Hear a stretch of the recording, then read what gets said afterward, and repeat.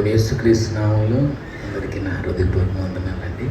దయచేసి బైబిల్ కలిగిన ప్రతి ఒక్కరు బైబిల్ తీసినట్లు దేవుడి వాక్యాన్ని ధ్యానం చేద్దాం. Hebrews chapter 6.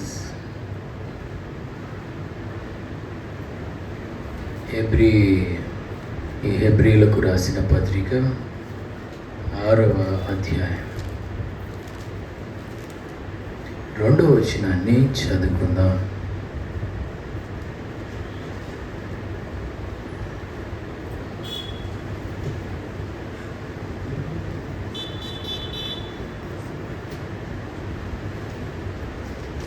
ఎవరైనా చదవగలరా?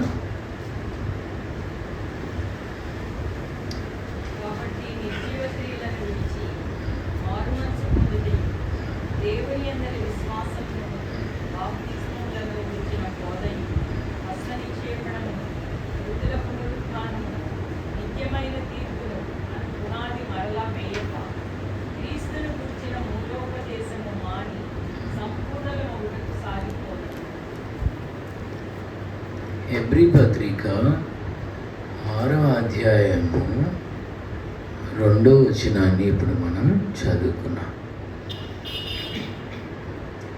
అక్కడ మనం 2 విషయాలను గమనిస్తున్నాం. మొదటిది ఏమన్నాడంటే, మూలోపదేశాన్ని మానండి అంటున్నాడు. మొదటిది మూలోపదేశమును మానండి. రెండవది సంపూర్ణుల మగుటకు ఏం పక్కన సాగిపోదాము. సంపూర్ణుల మగుటకు సాగిపోదాం. దేవుడు మనకి సాగిపోవడమే నేర్పించాడు, కానీ ఆగిపోవడం నేర్పించలేదు. ఎదురు ఎర్ర సముద్రం అడ్డొచ్చినప్పుడు మోషే దేవునికి మొరపెట్టాడు. అప్పుడు దేవుడు మోషేకి ఏం సమాధానం ఇచ్చారో చెప్పగలరా? సాగిపోవుడి అని ఇజ్రాయేలీలతో చెప్పుము అన్నాడు. మోషేతో ఏమన్నాడు?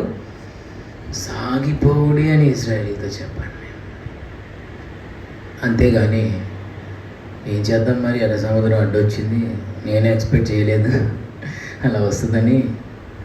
అదేమన్నా పిల్ల కాలం అయితే ఏదో ఒకటి చేద్దును, అది చిన్న చెరువు సరస్సు అయితే ఏదైనా నది అయితే ఏమన్నా ట్రై చేద్దును ఓపెన్ చేయడానికి. అదేమో సముద్రం అయిపోయా, నేనైనా ఏం చేస్తాను, అటు కూర్చొని ఏడవండి, లేకపోతే వెనక్కి తిరిగి వెళ్ళిపోండి, మరి చేయగలిగింది ఏమీ లేదు అని అనలేదండి. సాగిపోవుడి. మనం మన జీవితాల్లో అడ్డొస్తున్న ఎర్ర సముద్రాలను చూసి భయపడకూడదు, ఆగిపోకూడదు, సాగిపోవాలి విశ్వాసంతో. మన విశ్వాసంతో సాగిపోతే ఏమవుతుందంటే, ధైర్యంతో సాగిపోవాలి. విశ్వాసంతో సాగిపోతే ఏమైందంటే, మన ముందు దహించు అగ్ని వలె ఆయన నడుస్తున్నాడు. ఆయన మన ముందు వెళ్తూ ఉంటే ఎర్ర సముద్రాలు మనకు దారినివ్వడం ప్రారంభిస్తాయి. ఎరికో గోడలు, అడ్డుగా నిలిచిన ఎరికో గోడలు మనకు వారధిగా మారిపోతాయి. యోర్దానులు ఏకరాశిగా నిలుస్తాయి. శత్రు సైన్యాలు కనుమరుగైపోతాయి. సో మన ఆత్మీయ జీవితంలో ఈ ఐగుప్తు నుండి కనానుకు, ఫ్రమ్ ఈజిప్ట్ టు కానాన్కి ఈ ప్రయాణంలో ఖచ్చితంగా ఎర్ర సముద్రాలు మ్యాండిటరీ. అవి రావు అని మాత్రం ఎప్పుడు అనుకోదు. ఎర్ర సముద్రాలు వస్తాయి, ఎరుకో గోడలు వస్తాయి, యోర్దానులు వస్తాయి, శత్రు సైన్యం అన్నీ వస్తాయి. కానీ మీకు ఒక ఎంకరేజింగ్ మాట చెప్తున్నాను, అవి ఏవైనా వారి ప్రయాణాన్ని ఆపగలిగినాయా? నిన్ను కూడా ఆపలేవు. ఏది ఆపలేదు. ఈ ఆత్మీయ జీవితానికి అడ్డుగా వస్తున్న ఏది ఆపలేదు. ఎందుకంటే నీ ముందు వెళ్తుంది దహించు అగ్ని అయిన దేవుడు. ఒక కన్జ్యూమింగ్ ఫైర్గా ఆయన నీ ముందు నడిచి వెళ్తున్నాడు. నువ్వు వెళ్తే ఏం జరగదు, కానీ నీ ముందు ఆయన వెళ్తే మాత్రం అన్నీ నీకు సరళము అయిపోతాయి. కాబట్టి మనము ఎటువంటి పరిస్థితులు ఎదురైనా ఆగిపోక విశ్వాసంతో, ధైర్యంతో యేసు వైపు చూస్తూ ముందుకి సాగిపోయే వరకు ఉండాలి. ఇక్కడ ఏమన్నాడంటే, మనము సాగిపోదాము అన్నాడు. ఆగిపోవద్దు, సాగిపోండి. ఇక్కడ మాట్లాడుతున్న కాన్సెప్ట్ ఏంటంటే, మీరు మూలోపదేశం దగ్గరే ఆగిపోవద్దు, సంపూర్ణత కోసం సాగిపోండి అన్నాడు. మూలోపదేశము అంటే అర్థం ఎలిమెంటరీ స్టాండర్డ్స్ అని అర్థం. ఆ ఆ ఏబిసిడి 1 2 3 4 దగ్గరే మీరు ఆగిపోవద్దు. ఎల్కేజీ, యూకేజీ, ప్రీకేజీ, నర్సరీ దగ్గరే ఆగిపోవద్దు. మీరు ఎక్కడికి వెళ్ళాలి? భక్తిలో పిహెచ్డికి లెవెల్కి వెళ్ళాలి. ఎల్కేజీ, యూకేజీ దగ్గర ఆగిపోతే ఎట్లా? మీరు ఫస్ట్ క్లాస్ కంప్లీట్ చేయాలి. 1 2 3 4 5 6 7 8 9 10th కంప్లీట్ చేయాలి. స్పిరిచువల్ లైఫ్లో చెప్తున్నాను, అది ఎప్పుడు అయిపోయిందండి అన్నట్టు చూడకండి. స్పిరిచువల్ లైఫ్లో చెప్తున్నా, ఇంటర్ కంప్లీట్ చేయాలి. తర్వాత ఏమొస్తుంది? డిగ్రీ కంప్లీట్ చేయాలి. తర్వాత ఏమొస్తుంది? పీజీ కంప్లీట్ చేయాలి. తర్వాత ఏమొస్తుంది? పిహెచ్డి కంప్లీట్, డాక్టరేట్ కంప్లీట్ చేయాలి. ఇవన్నీ ఇంకెప్పుడు చదువుతావు? అదే అంటే మీకు అర్థమయ్యేది చెప్పాలంటే ఆ పిహెచ్డియే పర్ఫెక్షన్, పరిపూర్ణత, సంపూర్ణతలోనికి ఇంకెప్పుడు మనం సాగిపోయేది. ఇక్కడే ఆగిపోతే ఎట్లా?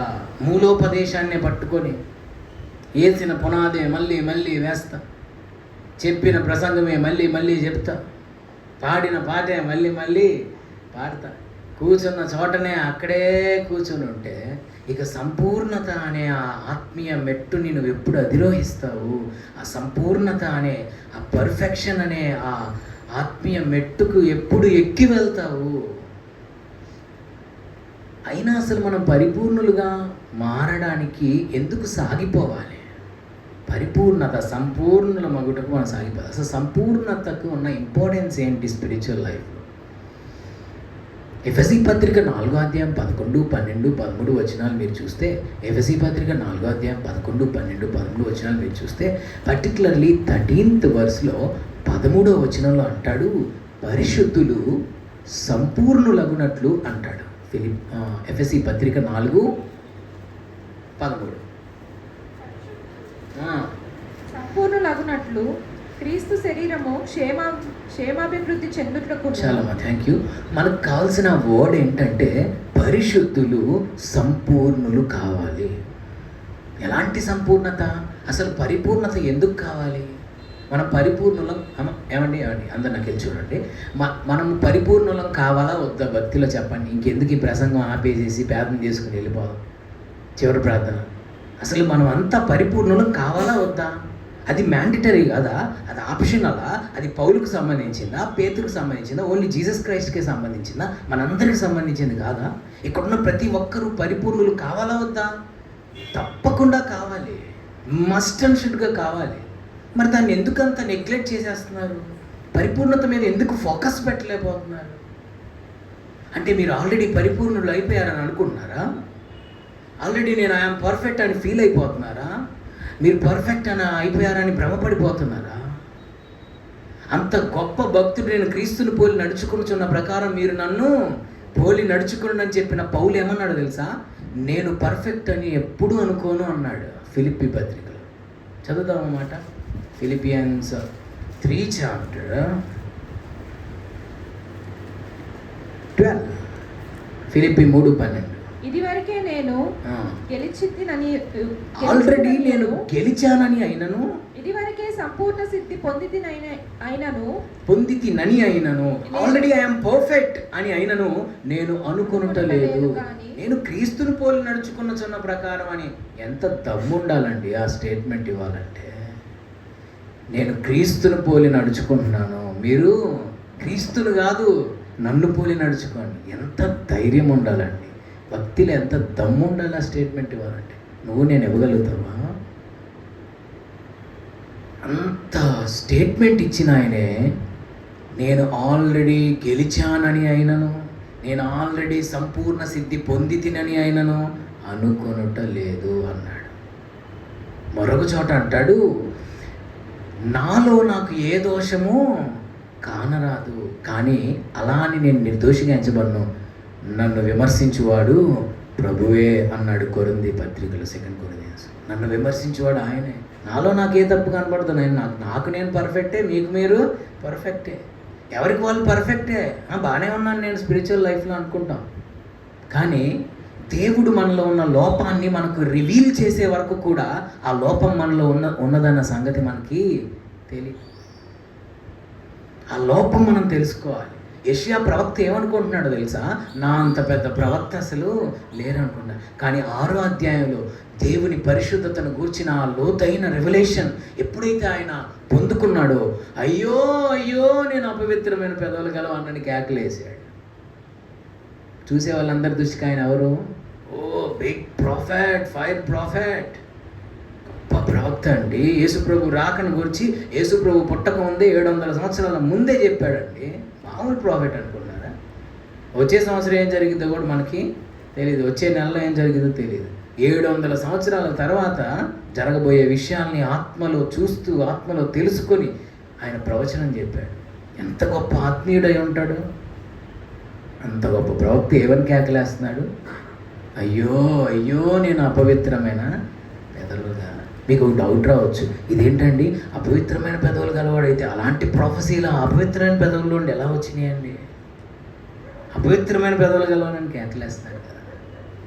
సమ్ టైమ్స్ మనకు డౌట్ వస్తుంది, వీడేంటి అలా జీవిస్తున్నాడు కదా, అయినా ఏంటి వీడిని దేవుడు వాడుకుంటున్నాడు ఏంటి అని మనకు ఒక డౌట్ వస్తుంది. ఏంటి వీడు అలా చేస్తున్నాడు కదా, ఇలా చేస్తున్నాడు కదా, అయినా దేవుడు వీడిని వాడుకుంటున్నాడు ఏంటి? గుర్తుపెట్టుకోండి, మన నీతిని బట్టి ఎప్పుడు దేవుడు మనల్ని వాడుకోడు. ఆయన కృపను బట్టి ఆయన మనల్ని వాడుకుంటాడు. అలా నీతిగా ఉండొద్దని కాదు నా ఉద్దేశం. చెప్తున్నా, నువ్వు నీతిగా ఉన్నా నువ్వు నీతిగా లేకపోయినా నీ నీతిని ఆధారం చేసుకొని దేవుడు నిన్ను వాడుకోడండి. ఎప్పటికైనా ఆయన కృపను బట్టి ఆయన మనల్ని నిలబెట్టి వాడుకుంటాడు. అంత గొప్ప యెషయా ప్రవక్త అయ్యో అయ్యో నేను అపవిత్రమైన పెదవులు గలవానని కేకలేస్తే ఇంక మనం ఇక్కడ కూర్చొని ఏం కేకలేయాలి చెప్పండి? రోమాపత్రిక 7వ అధ్యాయంలో అపోస్తలుడైన పౌలు అంటాడు, నేను క్రీస్తుని పోలి నడుచుకున్న చిన్న ప్రకారం మీరు నలుపోలి నడుచుకున్నాను కొరింథీలో చెప్పాడు కదా. ఆయన రోమా 7th చాప్టర్లో అంటాడు, మంచిదేది నివసించదని నాలో నివసించదని నేను ఎరుగుతున్నాను. అసలు మంచిదనేది లేదు నాలో అన్నాడు.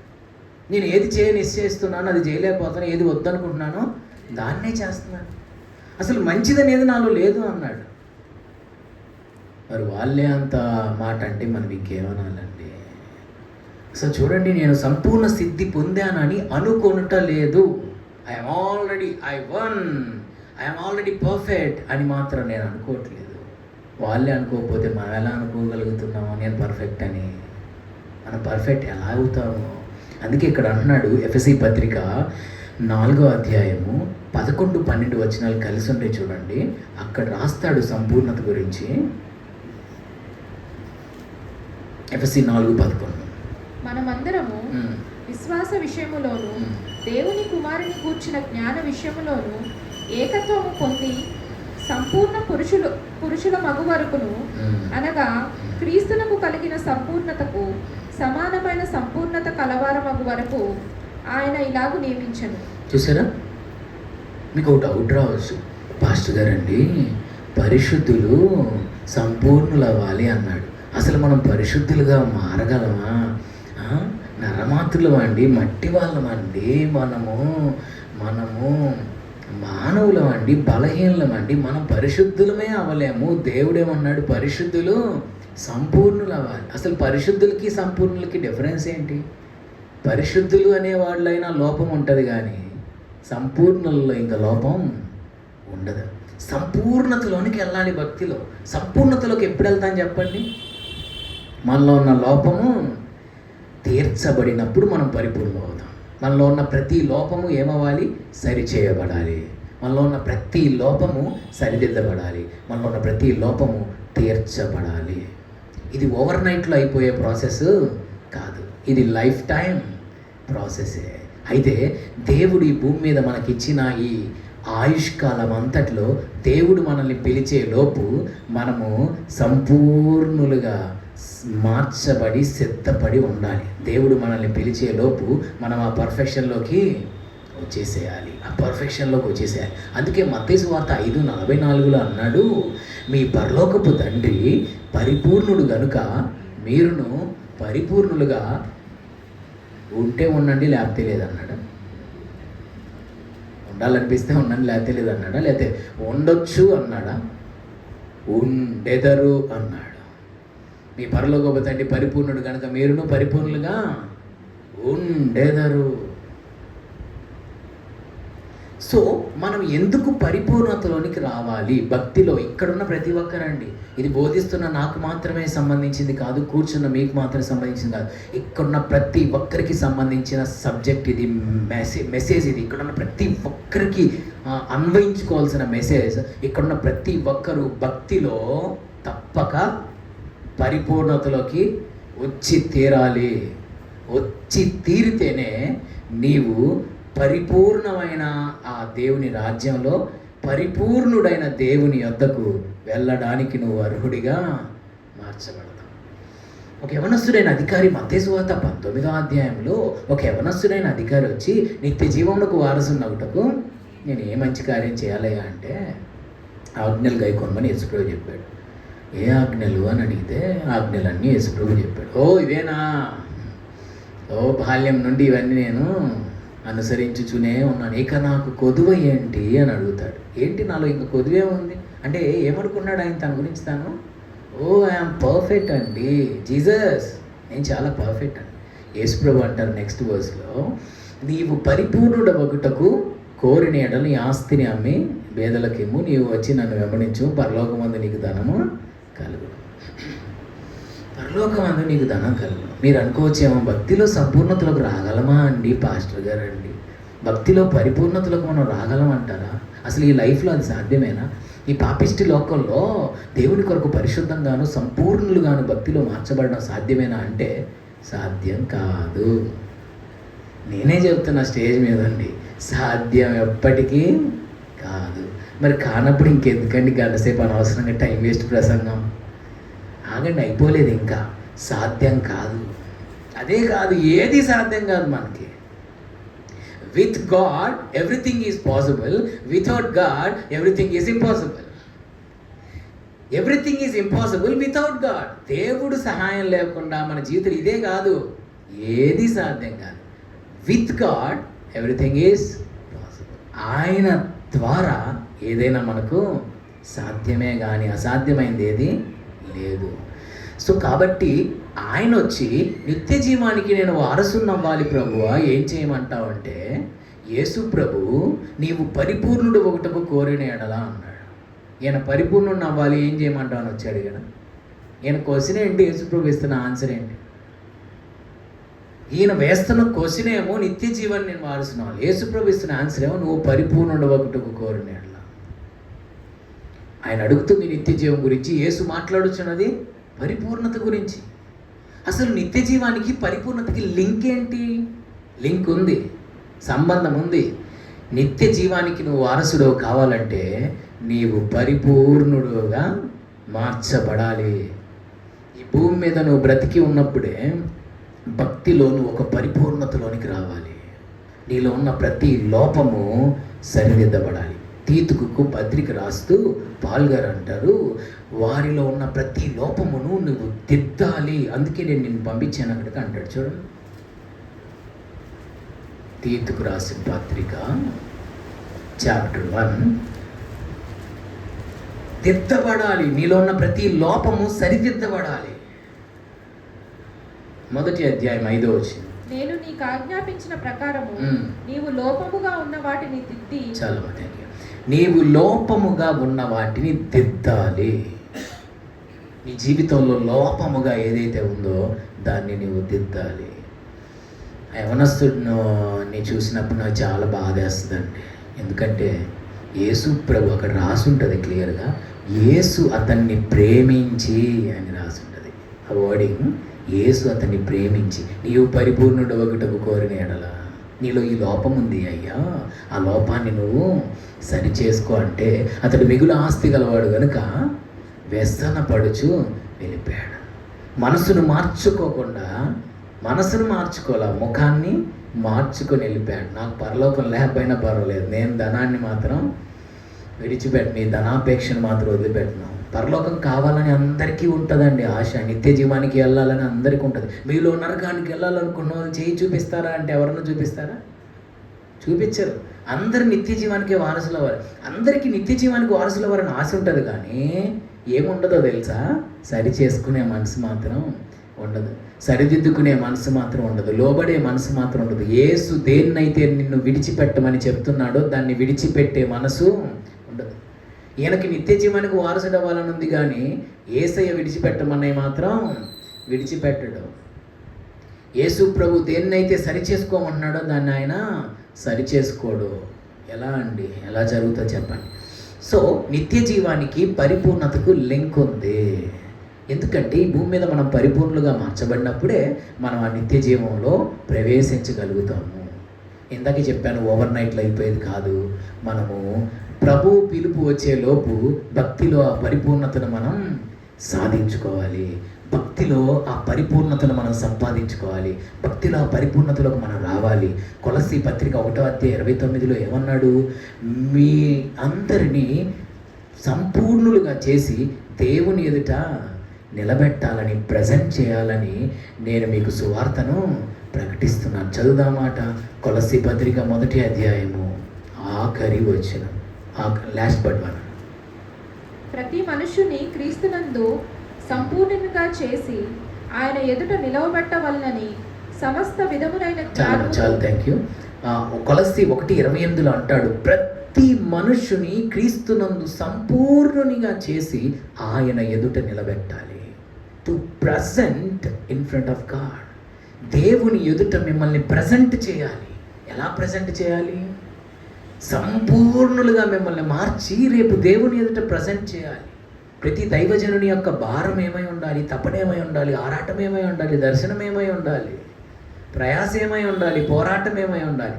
ప్రతి మనుష్యుని సంపూర్ణులుగా చేసి దేవుని ఎదుట నిలబెట్టాలి. మేము ప్రకటించినా, బోధించినా, మీ కొరకు ప్రార్థించినా మిమ్మల్ని సంపూర్ణతలోనికి తీసుకురావాలి.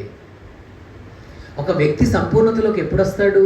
ఆ వ్యక్తిలో ఉన్న ప్రతి లోపము సరిచేయబడినప్పుడు ఆ వ్యక్తి సంపూర్ణంగా మారుతాడు. ఒక వ్యక్తి సంపూర్ణతలోకి ఎప్పుడు వస్తాడంటే ఆ వ్యక్తిలో ఉన్న ప్రతి లోపము సరిదిద్దబడాలి. అందుకే అపోస్తులైన పౌలు మీరు సంపూర్ణులు కావాలని మీకోసం నేను ప్రార్థిస్తున్నాను అంటాడు. చూడండి, 2 Corinthians 13:9. కొరింథీ 2వ పత్రిక 13:9 మేము బలహీనమై ఉన్నను, మీరు బలవంతులై ఉండిన ఎల్ల సంతోషించెదము.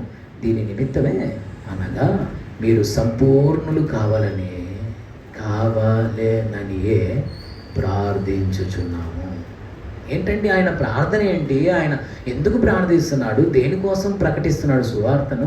దేనికోసం ప్రయాసపడుతున్నా అంటే ఒకటే, మీరు సంపూర్ణులు కావాలని నేను మీకోసం ప్రార్థిస్తాను. ఇంత హైలైట్ చేసి పరిపూర్ణత గురించి, పర్ఫెక్షన్ గురించి బైబిల్ మాట్లాడుతుంటే మనం మాత్రం ఆ పర్ఫెక్షన్ అనే టాపిక్ని పక్కన పడేసేసేస్తున్నాం. ఈరోజు నుంచి మీరు నాకు అది కావాలి ప్రభు, ఇది కావాలి ప్రభు అని మీరు ప్రార్థన చేయకండి. దేవా నన్ను సంపూర్ణతలోకి నడిపించు. భక్తిలో నీవు నన్ను పిలిచేలోపు నాలో ఏ లోపం ఉండకూడదయ్యా. నన్ను ఆ పర్ఫెక్షన్లోకి నన్ను నడిపించు, ఆ సంపూర్ణతలోకి నడిపించు. ఎలాంటి సంపూర్ణతో తెలుసా? నేను ఈరోజు ఏ ప్రసంగంలో ఏ పాయింట్ చెప్పినా ఇది సాధ్యమేనా అని మాత్రం అనుకోవద్దు. ఈ పాయింట్ గుర్తుపెట్టుకోండి, with God everything is possible. ఎఫెసీ పత్రిక 4:12 అంటాడు, అనగా ఏకత్వం పొంది, ఎఫెసీ 4:12 ఏకత్వం పొంది, 3rd లైన్ చదువుతున్నాను, సంపూర్ణ పురుషుల మగు వరకు. ఇక్కడున్న ప్రతి ఒక్కరూ సంపూర్ణ పురుషులుగా మారాలి. అదేంటంటే మేము లేడీస్ కదా, పురుషులం ఎలా అవుతాను? ఇది ఫిజికల్గా నేను చెప్పట్లేదు, స్పిరిచువల్గా చెప్తున్నాను. ఇక్కడున్న ప్రతి ఒక్కరూ సంపూర్ణ పురుషులు అవ్వాలి. సంపూర్ణ పురుషులు అంటే ఇంగ్లీష్ బైబిల్లో మనం చూస్తాం మెచ్యూర్డ్ మ్యాన్హుడ్ అనే మాటను మనం చూస్తాం. మెచ్యూరిటీ, సంపూర్ణ అనే దగ్గర మెచ్యూర్ అనే పదాన్ని వాడారు. స్పిరిచువల్ లైఫ్లో మనం దేంట్లోకి రావాలి? మెచ్యూరిటీలోకి రావాలి. ఇంకా మంచి వర్డ్ అక్కడ పడాలంటే పర్ఫెక్షన్లోకి రావాలి. సంపూర్ణ పురుషులుగా మనం మారిపోవాలి. భక్తిలో, ఆత్మీయ జీవితంలో సంపూర్ణ పురుషులు అవ్వాలి. ఎలాంటి సంపూర్ణత? నెక్స్ట్, అనగా క్రీస్తునకు కలిగిన సంపూర్ణతకు సమానమైన సంపూర్ణత కలవారమగు వరకు. క్రీస్తు సంపూర్ణతకు సమానమైన సంపూర్ణత, ఈక్వల్ పర్ఫెక్షన్. క్రీస్తునకు కలిగిన సంపూర్ణతకు ఈక్వల్ సమానమైన సంపూర్ణతలను మనం రావాలి. మళ్ళీ చెప్తున్నాను పాస్టర్ గారండి, మా నరమాత్రులమైన మనకి ఇది సాధ్యమేనా? నేను అదే చెప్తున్నాను, మనకు అసాధ్యమే, దేవునికి సమస్తము సాధ్యమే. If you rely upon God, దేవునిపై నువ్వు ఆనుకుంటే, దేవునిపై నువ్వు ఆధారపడితే నీకు అసాధ్యమైంది ఏది ఉండదు.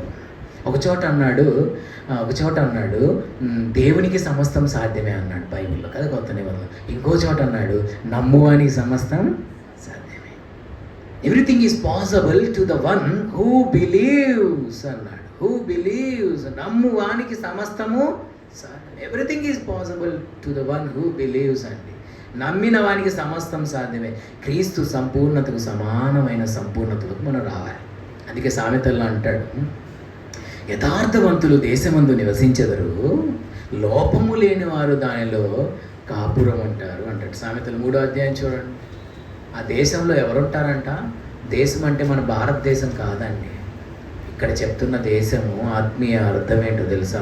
2 Chapter 21 సామెతలు 2:21. యథార్థవంతులు దేశమందు నివసించుదురు, లోపము లేని వారు దానిలో నిలిచియుందురు. లోపము లేని వారే దానిలో నిలిచి ఉంటారు. దేంట్లో అండి? దేశములో. దేశం. యథార్థవంతులు దేశమందు నివసిస్తారు. ఏ దేశం ఇది? భారతదేశం కాదు, పాకిస్తాన్ దేశం కాదు, ఆఫ్ఘనిస్తాన్ దేశం కాదు. ఈ దేశం పరలోక దేశం. ఏ దేశం అండి? పరలోక దేశం. పరలోక దేశము, భూలోక దేశం, 2 దేశాలు ఉంది.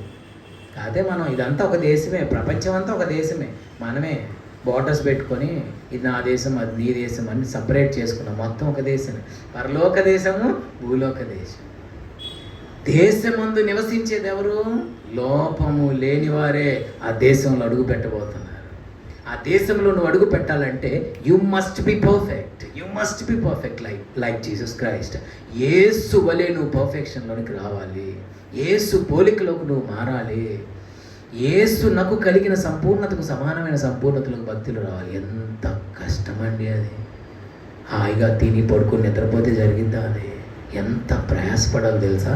ఒక వచనం చదివిస్తే మీకు బాగా అర్థమైంది. ఆ పర్ఫెక్షన్ని పొందుకోవడం అంత తేలికైన విషయం అయితే కాదు. తెసలోనిక మొదటి పత్రికలో 3వ అధ్యాయంలో అంటాడు.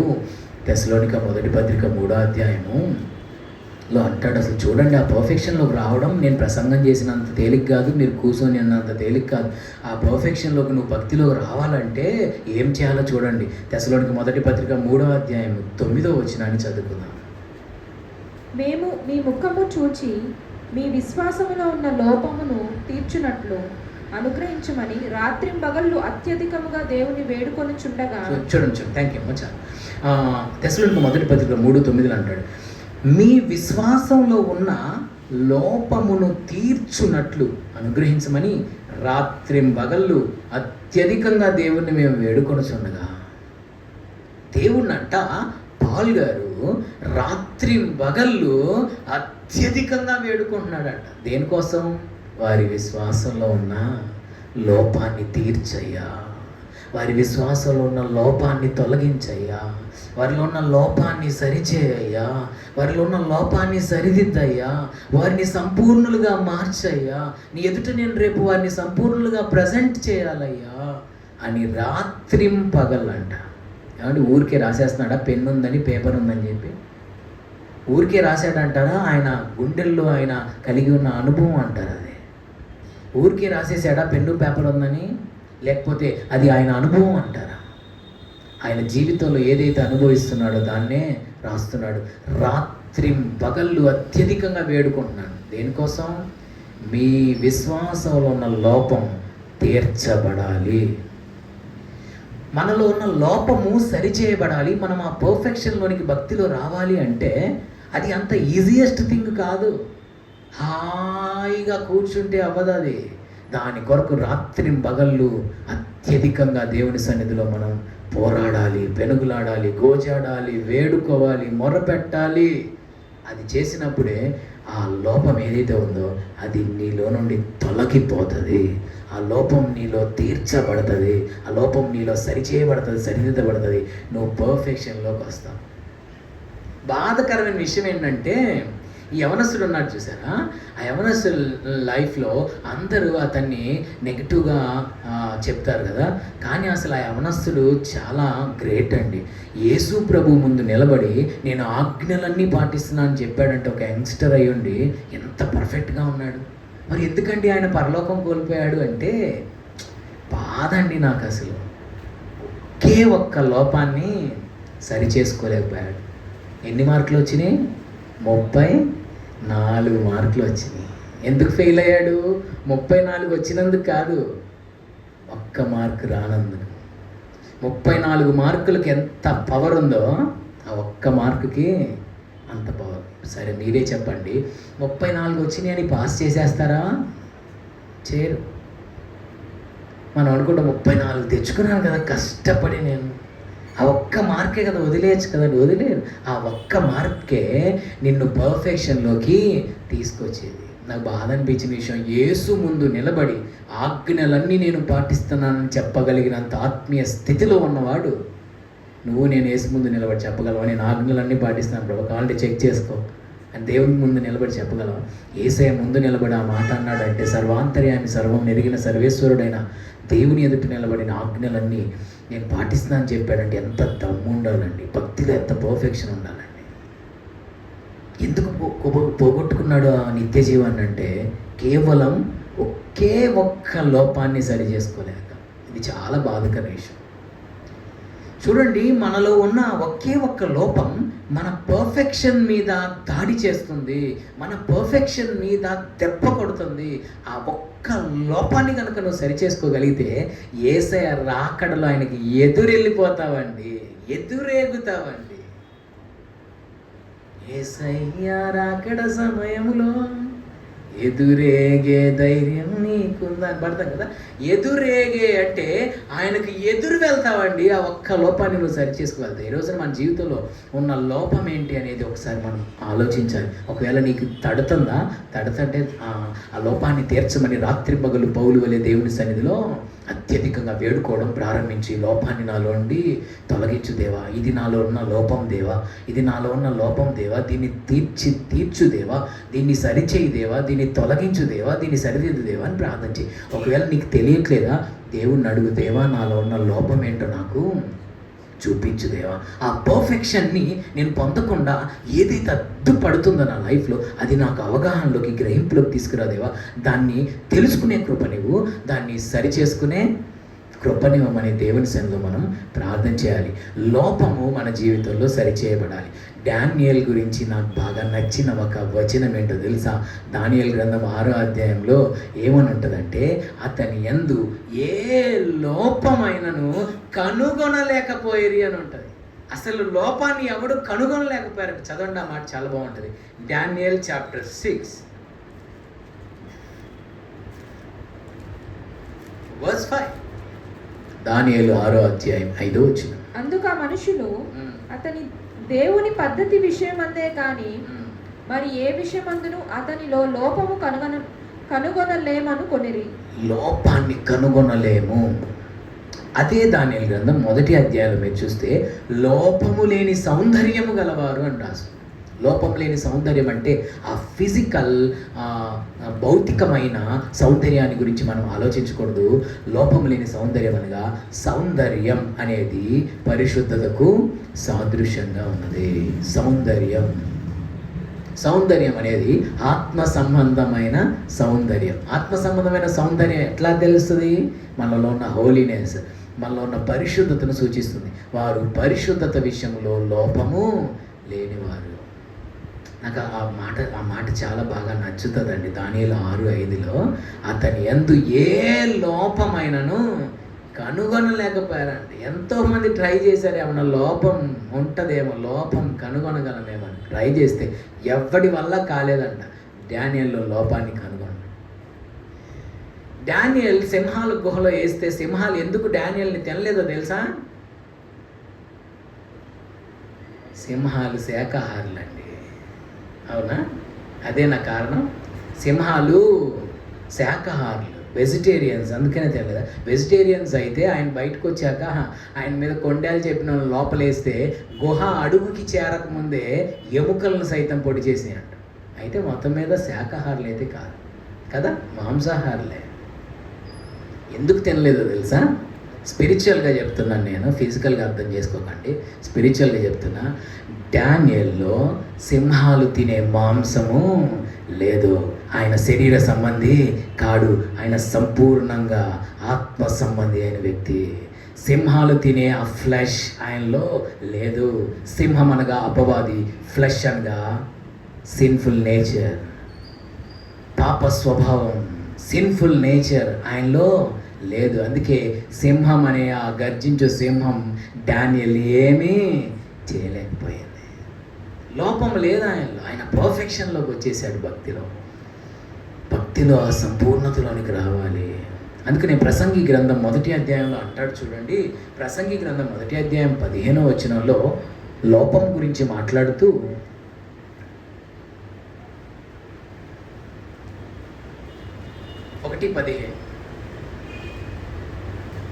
వంకరగానున్న దాన్ని చక్కపరచ సత్యము కాదు, లోపము కలది లెక్కకు రాదు. చూసారా, లోపము గలది లెక్కకు రాదు. మీరు కనుక ద్వితీయోపదేశ కాండంలో మీరు చదివితే ద్వితీయోపదేశ కాండము, నిర్గమాకాండము, సంఖ్యాకాండము, ఈ కొన్ని చోట్ల ఏమని రాస్తుంటుందంటే, లోపము గలదాన్ని అర్పించిన ఎడల యెహోవాకు అది అంగీకారము కాదు. మలాకీ గ్రంథంలో కూడా చెప్తాడు, మీరు కుంటిదాన్ని గుడ్డిదాన్ని నాకు అర్పిస్తున్నారు, లోపం గలదాన్ని అర్పించుట తప్పు కాదా, పాపం కాదా, దోషం కాదా? మళ్ళీ మేము ఏం దోషం చేశామని అడుగుతున్నారేంటి మీరు? మీరు లోపం గలదాన్ని నాకు అర్పించుతున్నారు, అది మీరు చేస్తున్న దోషం కదా అంటాడు మలాకీ గ్రంథం.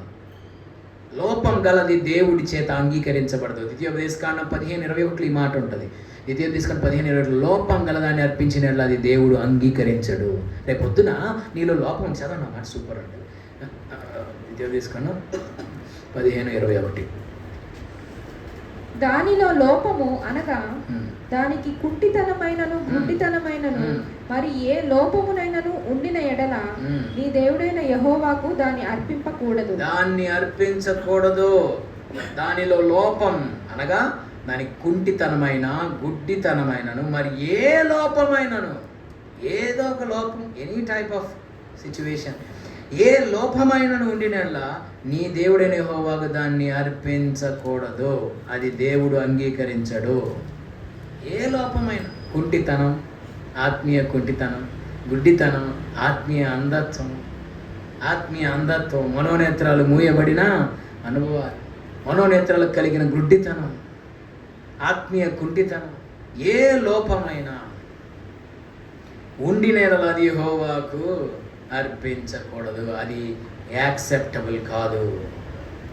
సో రేపు పొద్దున గాడ్ నిన్ను యాక్సెప్ట్ చేయాలంటే ఏ లోపమైన ఉంటే యాక్సెప్ట్ చేస్తాడా ఈ అర్పణను? రేపు దేవుడు హెవెన్కి, రేపు సంపూర్ణ సౌందర్యం కలిగిన సియోనులో, నూతన యెరూషలేము పట్టణంలో నువ్వు నేను అడుగు పెట్టాలంటే నీలో నాలో ఏ లోపం ఉండడానికి వీలు లేదు. అదే లోపం పెట్టుకొని దేవుని దగ్గరికి ఎలా వెళ్దాం అనుకుంటున్నావు? అదే లోపం అలానే ఉంచుకొని రేపు ఆఖరిలో ఎలా ఎత్తపడదాం అనుకుంటున్నావు? ఎలా గాడ్ నిన్ను యాక్సెప్ట్ చేస్తాడు అనుకుంటున్నావు? యాక్సెప్ట్ చేసే ప్రసక్తే లేదు. ఎందుకని లేదు అంటే, దేవుడు సరిచేసుకోవడానికి నీకు ఎంతో సమయం ఇచ్చాడు. ఆయన వైపు తప్పు లేదు. సరిదిద్దుకోవడానికి ఎన్నో అవకాశాలు ఇచ్చాడు, ఎన్నో ఆపర్చునిటీస్ ఇచ్చాడు, ఎన్నో ఛాన్సెస్ ఇచ్చాడు, ఎంతో సమయం ఇచ్చాడు, ఎంతో నీకు కృపనిచ్చాడు. దాన్నంతా నువ్వు దుర్వినియోగం చేసుకొని, దేవా లోపంతో నీ దగ్గరకు వచ్చానయ్యా, నన్ను యాక్సెప్ట్ చేయయ్యా అంటే అది జరగని పని. సో కాబట్టి దేవుడు మనకు సమయం ఇచ్చినప్పుడే మనలో ఉన్న లోపాన్ని మనము సరిదిద్దుకోవాలి, సరిచేసుకోవాలి. మనము పర్ఫెక్షన్లోనికి, భక్తిలో రావాలి. మరొక వచనాన్ని మనం చదువుకుందాం.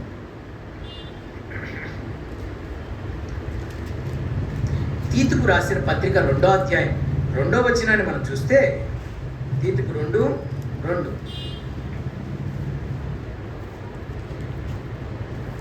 ఏలయనగా వృద్ధులు, మితానుభావము గలవారును, మాన్యులను, స్వబుద్ధి గలవారును, విశ్వాస, ప్రేమ, సహనముల యందును లోపము లేని వారునై ఉండవలననియు,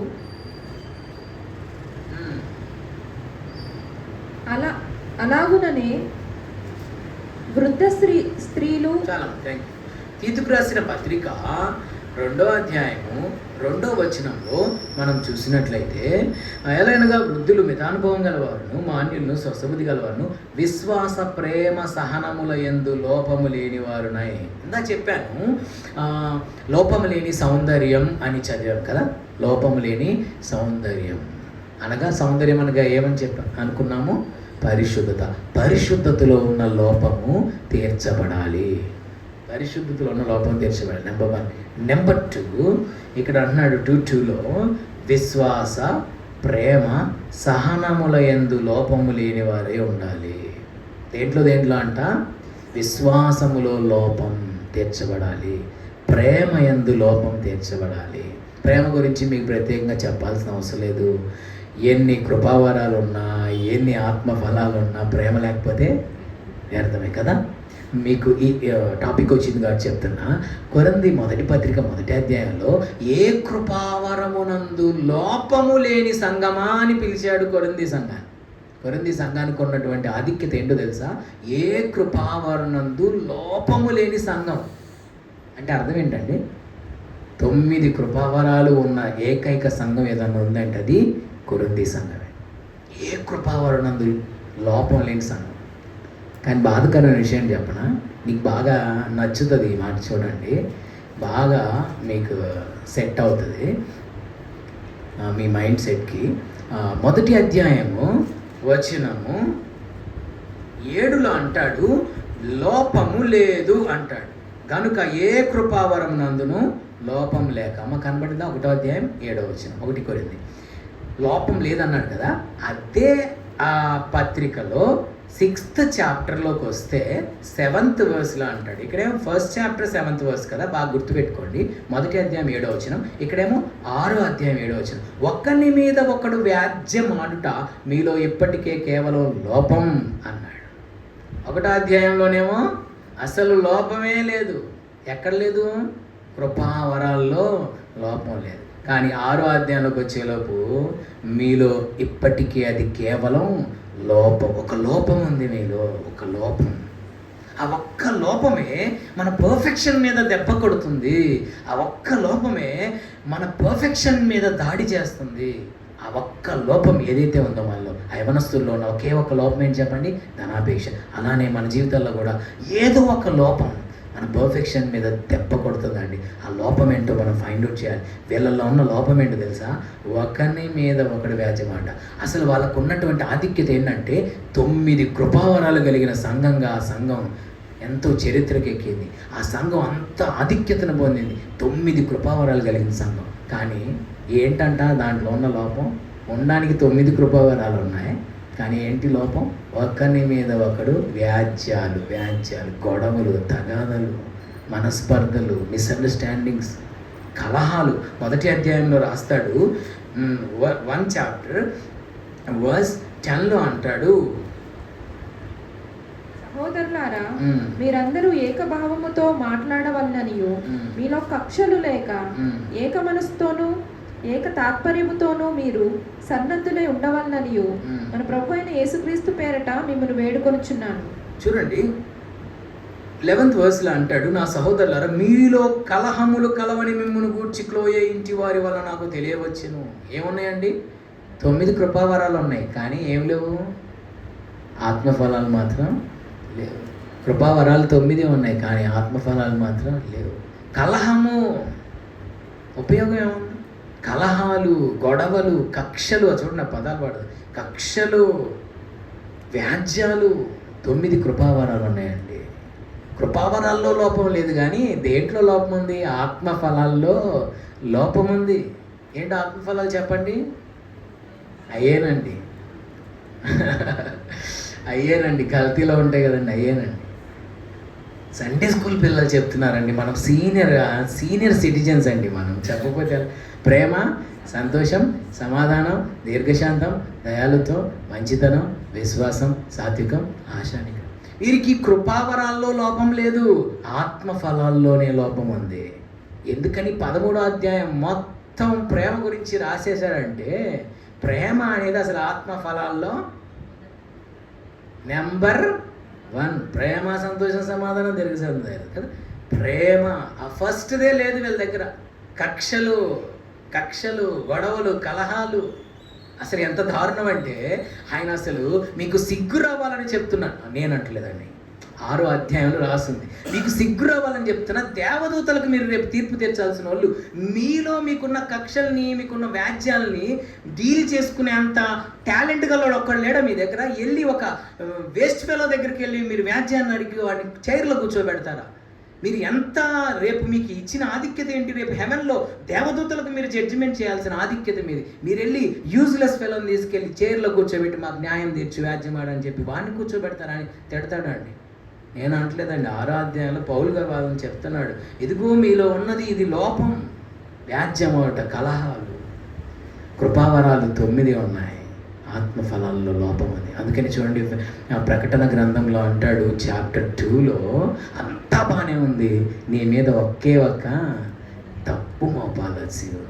నీ సహనం నాకు తెలుసు, నీ కష్టం నాకు తెలుసు, నీ ప్రేమ నాకు తెలుసు, నీ ప్రయాస నాకు తెలుసు, నువ్వు చాలా సూపర్, నువ్వు అసలు హ్యాట్స్ ఆఫ్, నీ భక్తికి హ్యాట్స్ ఆఫ్, నీ సహనము, నీ ప్రేమ, నీ కష్టం అంతా నాకు తెలుసు, నీ శ్రమ ఎంత కష్టపడుతున్నావు తెలుసు. కానీ ఒక్క తప్పు నీ మీద మోపవలసి ఉంది, అదే నీవు మొదటి ప్రేమను వదిలిపెట్టేశావు. ఆ ఫస్ట్ లవ్ని నువ్వు వదిలిపెట్టేశావు, ఆ మొదటి ప్రేమను నువ్వు కోల్పోయావు. ఆ ఒక్క లోపమే నీలో ఉంది. ఆ ఒక్క లోపాన్ని కనుక నువ్వు సరిచేసుకుంటే నేను ఏం చేస్తాను చూడండి. ప్రకటన గ్రంథం 2వ అధ్యాయం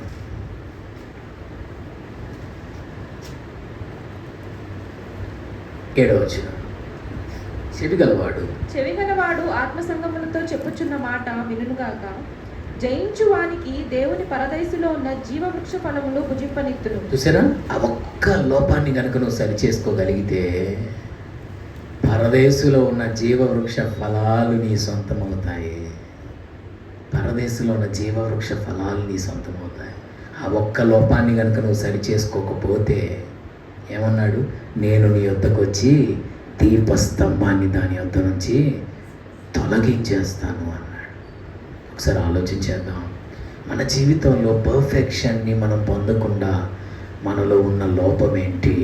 ఈ రాత్రి మనం పరిశీలించుకోవాలి. చాలా సీరియస్గా తీసుకోవాల్సిన పాయింట్ ఇది. ఈ రాత్రి నుంచి మనం దేనికోసం తప్పించాలంటే, దేనికోసం అంగలార్చాలంటే, దేనికోసం గోజాడాలి, పోరాడాలి, దేవుని సందు పెనుగులాడాలంటే పర్ఫెక్షన్. దేవా, భక్తిలో నన్ను సంపూర్ణతలోనికి నడిపించు. నాలో ఉన్న ప్రతి లోపము తీర్చబడాలి, ప్రతి లోపం సరిదిద్దబడాలి, సరిచేయబడాలి. నన్ను సంపూర్ణుడిగా మార్చు, భక్తిలో నన్ను సంపూర్ణురాలుగా నన్ను మార్చుదేవని ఈ రాత్రి నుంచి ప్రభు సన్నిధిలో అంగలార్చే కృప మనకు అనుగ్రహించబడును గాక. ఆమేన్. ప్రార్థన చేద్దాం. Lord please make me perfect అని ప్రభు సన్నిధిలో అంగలార్చవలసిన సమయం ఇది. ఒక 2 minutes మీ హార్ట్ని ఓపెన్ చేసి, మీ స్వరం ఎత్తి, గలమెత్తి, ఎలుగెత్తి ప్రభు సన్నిధిలో ప్రార్థన చేయండి.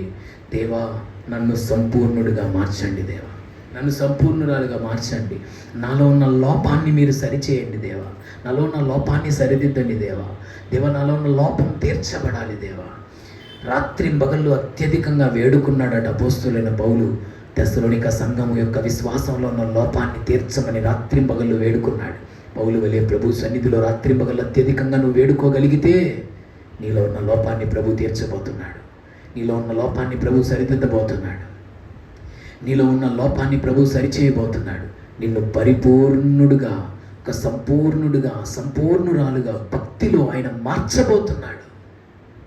ప్రార్థన చేద్దాం, ప్రభువుని అడుగుదాం. యేసయ్యా, నీకు స్తోత్రాలు ప్రభు, సంపూర్ణుడిగా నన్ను మార్చాయి. భక్తిలో సంపూర్ణతలోకి రావాలి. నాకు తెలిసి ఏవైతే లోపాలు ఉన్నాయో అవన్నీ సరి చేసుకోవడానికి సహాయం చేయండి. నాకు తెలియకుండా దేవా, నా పర్ఫెక్షన్ మీద దాడి చేస్తూ నేను పర్ఫెక్షన్లోకి రాకుండా చేస్తున్నా, నాకు తెలియకుండా ఉన్న లోపాలు ఏంటో నాకు తెలియపరిచాయా.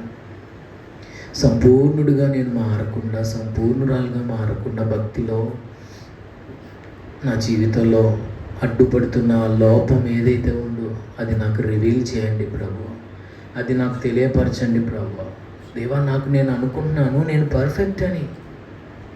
అపోస్తులైన పౌలు కూడా అదే అన్నాడు, నా యందు నాకు ఏ దోషము కానరాదు, అలా అని నేను నిర్దోషిగా నేను ఎంచబడను, నన్ను విమర్శించువాడు ప్రభువే అన్నాడు. దేవా, మాకు మేము చూసుకున్నప్పుడు మేము పర్ఫెక్ట్ అని, ఎవరికి వాళ్ళు పర్ఫెక్ట్ అని అనిపిస్తుంది. నేను చాలా పర్ఫెక్ట్గా ఉన్నాను, నాలో ఏ లోపం లేదని అనుకుంటున్నాను. కానీ దేవా, అపోస్తులైన పౌలు నాలో ఏ మంచి లేదన్నాడు. తండ్రి యెషయా ప్రవక్త అయ్యో అయ్యో నేను అపవిత్రుని పెదవులు గలవానని కేకలేసాడు. ఇక మేమేమని కేకలేయాలి? దేవా మీకు స్తోత్రాలు చెల్లిస్తున్నాం. కనికరించండి. మా విశ్వాసంలో ఉన్న లోపం తీర్చబడాలి, మా ప్రేమలో ఉన్న లోపం తీర్చబడాలి. కృపావరాలు 9 ఉన్నాయి కానీ ప్రేమ లేదయ్యా కొరింథీ సంఘంలో. ఆత్మవరాల్లో లోపం లేదు, ఆత్మ ఫలాల్లోనే లోపం ఉంది. దేవా, వ్యాజ్యాలు 9 వరాలు ఉన్నాయి, ఏం చేసుకోను? వ్యాజ్యాలు, కలహాలు, కక్షలు. దేవా మీకు స్తోత్రం. మాలో ఉన్న లోపాన్ని సరిచేయండి దేవా. ఫిలిప్పీ 3:12 పౌలు గారు అంటున్నారు, నేను సంపూర్ణ సిద్ధి పొంది తినని అయినను, నేను గెలిచి తినని అయినను అనుకొనుట లేదు అన్నాడు. నేను క్రీస్తును పోలి నడుచుకుంటున్న ప్రకారం మీరు నన్ను పోలి నడుచుకోని చెప్పిన ఆయనే, నేను పర్ఫెక్ట్ అని అనుకోవట్లేదు అని ఆయనే స్టేట్మెంట్ ఇస్తే ఇక మేము ఏమని స్టేట్మెంట్ ఇవ్వాలి? దేవా కనికరించండి. మాలో ఉన్న ప్రతి లోపాన్ని సరిచేసుకోవడానికి సహాయం చేయండి. యేసయ్యా, మీరు ఎలా పరిపూర్ణులో, మీ పరలోకపు తండ్రి సంపూర్ణుడు గనుక మీరు పరిపూర్ణులుగా ఉండెదరు అనే ఆ వాక్యాన్ని మా జీవితంలో నెరవేర్చండి. దేవా, లోపము గలది లెక్కకు రాదు అని ప్రసంగిలో మీరు మాట్లాడుతున్నారు. లోపం గలది దేవునికి అర్పించకూడదని ద్వితీయోపదేశకాండలో మీరు మాట్లాడుతున్నారు. లోపము లేని వారే ఆ దేశములో నివసిస్తారు అని మీరు చెప్తున్నారు. ఆ పరలోక దేశంలో మేము అడుగు పెట్టాలంటే ఆ లోపాన్ని అలానే పెట్టుకొని మేము అడుగు పెట్టలేము. నీ రాకడలో ఎదురేగాలంటే, నీకు ఎదురు రావాలంటే, దేవా నీ రాకడలో నీకు ఎదురేగే ధైర్యాన్ని మేము పొందాలంటే, మేము ఆ పర్ఫెక్షన్లోనికి భక్తిలో వచ్చినప్పుడే నీ రాకడలో మేము నీకు ఎదురేగగలిగే ధైర్యాన్ని పొందుతాము. దేవా, నీ రాకడలో ఎత్తపడకుండా ఏ లోపం అడ్డుపడుతుందో మాకు తెలియపరచండి. నీ రాకడలో ఎత్తబడకుండా, పర్ఫెక్షన్లోకి రాకుండా ఏ లోపం ఉందో మాకు తెలియపరచండి. సరిదిద్దుకునే కృపనివ్వండి దేవా. యవనస్తుడు నీ ఎదుట నిలబడి ఆజ్ఞలను అనుసరిస్తున్నానని చెప్పిన ఆత్మీయ స్థాయి కలిగిన వాడు ఒక్క లోపాన్ని సరి చేసుకోలేక నిత్య జీవాన్ని పోగొట్టుకున్నాడు. అట్లాంటి దౌర్భాగ్యులుగా అయ్యా మేము ఉన్నామేమో ఈ రాత్రి అంతా పర్ఫెక్ట్గానే ఉంటూ ఎక్కడో ఒక లోపం దాన్ని సరి చేసుకోలేక దేవా నిత్య జీవాన్ని పోగొట్టుకునే స్థితిలో రేపు మేము ఉండబోతున్నామేమో. ఈ రాత్రి మమ్మల్ని దర్శించండి, మాతో మాట్లాడినందుకు అన్నా దేవా మీకు స్తోత్రం. ముఖాన్ని మార్చుకొని వెళ్ళిపోయిన యవనస్తుల్లాగా కాక మనసును మార్చుకునేవారిగా మమ్మల్ని మార్చమని వేడుకున్నాం. సంపూర్ణతలోనికి నన్ను భక్తిలో నడిపించవా తండ్రి. నాలో ఉన్న ప్రతి లోపాన్ని సరిదిద్దవా తండ్రి. నాలో ఉన్న ప్రతి లోపాన్ని సరిచేయవా తండ్రి. నాలో ఉన్న ప్రతి లోపాన్ని తీర్చుము, తొలగించుము తండ్రి. భక్తిలో సంపూర్ణతలోనికి నన్ను నడిపించు. హెబ్రీ 6:2 మేము చదువుకున్న మూలవాక్య ప్రకారం సంపూర్ణుల మగుటకు సాగిపోదము అన్నాడు. ఆ సంపూర్ణత కొరకు సాగిపోగలిగిన అనుభవాల్లోకి మమ్మల్ని అందరినీ నడిపించమని యేసు నామములో అడుగుచున్నాను తండ్రి. ఆమేన్. Thank you.